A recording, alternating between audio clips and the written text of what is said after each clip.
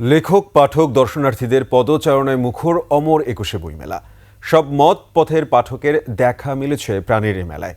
১২তম দিনের চিত্র তুলেছেন সোহেল সামি, ক্যামেরায় ছিলেন মনিরুল ইসলাম।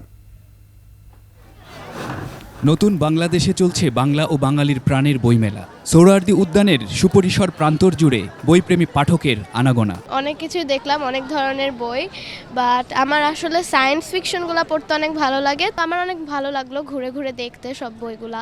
আমি রূপকথার বই কিনেছি, ড্রয়িং বই কিনেছি, ইংলিশ বই কিনেছি। মেলা ময়দানে সরব পদচারণা লেখকদের, জানালেন তাদের চিন্তার কথা। সকল শ্রেণী পেশার মানুষ, যারা লেখক, যারা পাঠক, সবাই আসতেছে। কোনো অপ্রীতিকর ঘটনা ওইভাবে হয় নাই, যা সামথিং হয়েছে সেটা আসলে একটা মিস্টেক। নজরুলের যে কারা সাহিত্যের যে গান কবিতাগুলো, এগুলো আমাদের যে ছাত্র জনতার যে গণ অভ্যুত্থান, এই গণ অভ্যুত্থানে আমি মনে করি যুদ্ধ আশ্রয়ের মতো ব্যবহার হয়েছে। ভিন্ন চিন্তার এক লেখিকার বই ছিল এই স্টলে। সোমবার থেকে বন্ধ আছে এটি।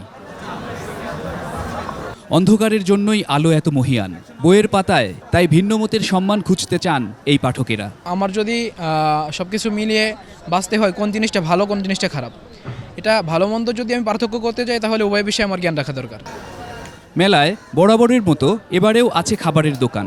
দর্শনার্থীদের জন্য রয়েছে যথেষ্ট নিরাপত্তা ব্যবস্থাও। কোটি মানুষের আস্থার ভালোবাসায় 11 বারের মতো দেশের 1 নম্বর রেফ্রিজারেটর ব্র্যান্ড ওয়ালটন।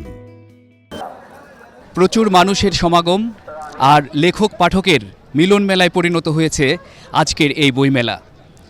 মেলায় রয়েছে নানা রকমের বই এবং পসরা সাজিয়েছেন খাবারের দোকানগুলো।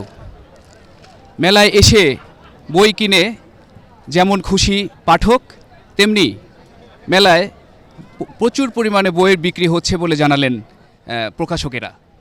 আর লেখকদের তো কোনো কথাই নেই, তারা খুবই খুশি মেলা এবং মেলার পরিবেশ নিয়ে। সোহেল সামি, বইমেলা থেকে 21 টেলিভিশন, ঢাকা।